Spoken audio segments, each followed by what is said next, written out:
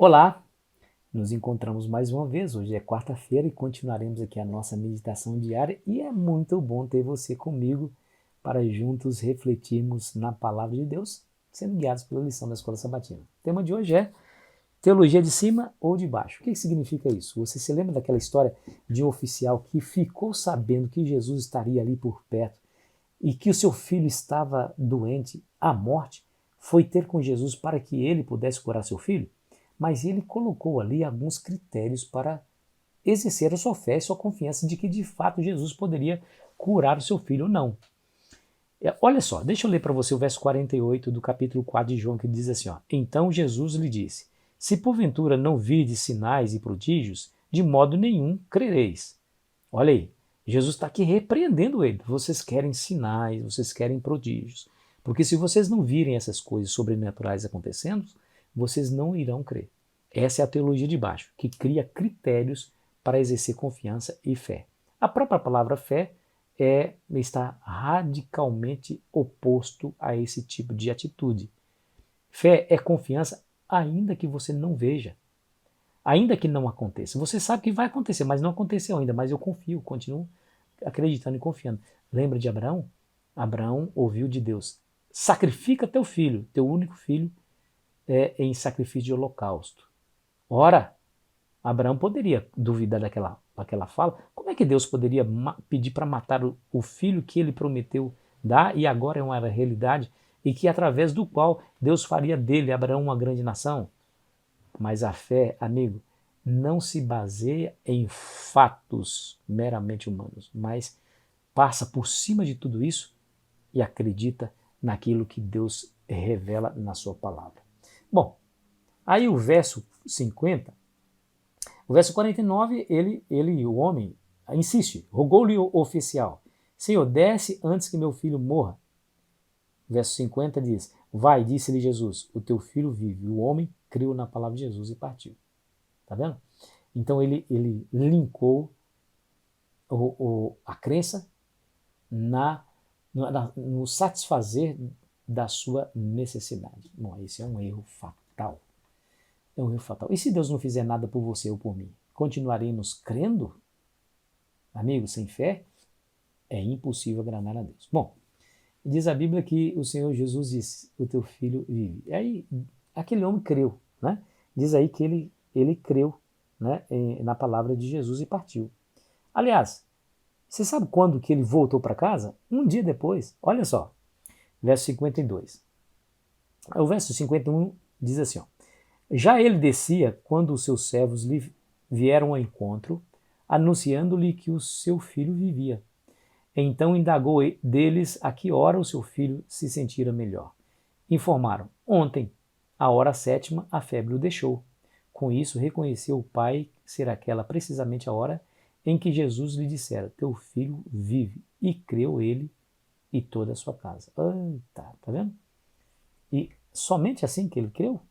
Somente depois que ele viu que realmente a palavra de Cristo se cumpriu que ele creu? Você vê como é que nós somos, né? Mas ele creu, né? Pelo menos isso, né? No final ele acabou acreditando. A lição de hoje traz essa diferença aqui, né? Nós precisamos acreditar na teologia do alto, né? Que reage com fé, assumindo desde o início a crença em Deus, em sua palavra, né? Quando a Bíblia é aceita como palavra de Deus, aquele homem acreditou na palavra de Cristo, que seu filho viveria, certo? Quando aceitamos a palavra de Deus, quer dizer, a Bíblia como palavra de Deus, nós a aceitaremos como a sua própria intérprete. A lição nos coloca aqui, né? Todos os pontos de vistas e filosofias humanas precisam estar submetidas, sujeitas à palavra de Deus e nunca o contrário. Não se esqueça disso. Jesus disse assim: se vocês permanecerem na minha palavra, são verdadeiramente meus discípulos. Onde está isso, pastor? João 8,31. Aí o verso 38 diz: se duvidarmos da palavra, ela não permanecerá em nós. Amigos, se nós duvidarmos da palavra, se nós começarmos a colocar dúvidas naquilo que está escrito, ela não terá efeito sobre a minha vida e sobre a sua vida. Não esqueça disso. E a Bíblia continua dizendo, ó, quem me rejeita e não recebe as minhas palavras, tem quem o julgue. A própria palavra que eu falei, essa o julgará no último dia. Porque eu não falei por mim mesmo, mas meu Pai que me enviou, esse me ordenou o que dizer e o que anunciar. Está lá em João capítulo 12, versículo 48 e 49. Perceba aí, a palavra de Deus é o centro da nossa experiência religiosa, né? Fazer a vontade de Deus. Olha só, como que eu sei que a palavra de Deus é de fato verdadeira? Se alguém chegar para mim me ensinando a palavra de Deus, eu vou saber discernir se esse conhecimento é de fato de Deus ou dos homens? Bom, Jesus diz assim, ó, se alguém decidir fazer a vontade de Deus, ó, escuta bem, saberá se o meu ensino vem de Deus ou se falo por mim mesmo. João capítulo 7, versículo 17. Tá aí, amigo, o segredo. O segredo é você colocar a palavra de Deus em primeiro lugar na busca de compreender a Deus e compreender a vontade de Deus. Filosofias humanas são bem-vindas quando elas nos dirigem à palavra de Deus como norma e prática de fé.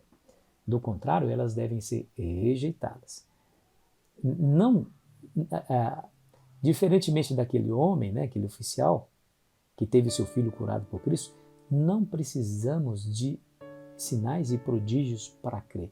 Somente a palavra de Deus nos basta. Se ele disse, vai acontecer. Lembra dos espias?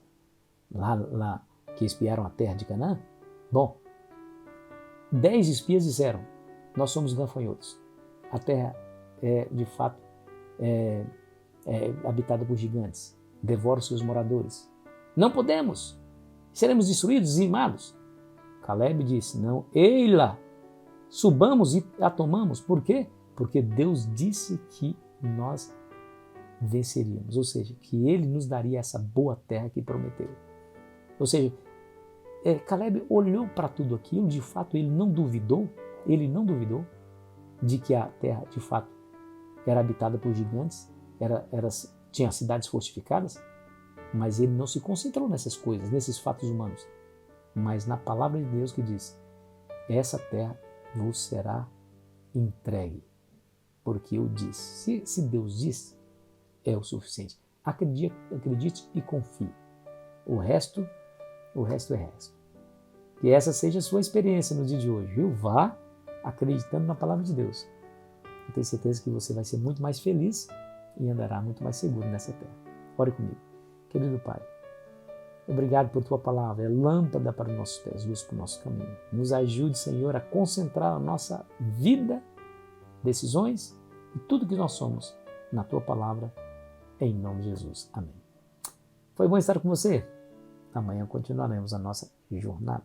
Espero você ansiosamente. Aproveite bem o seu dia.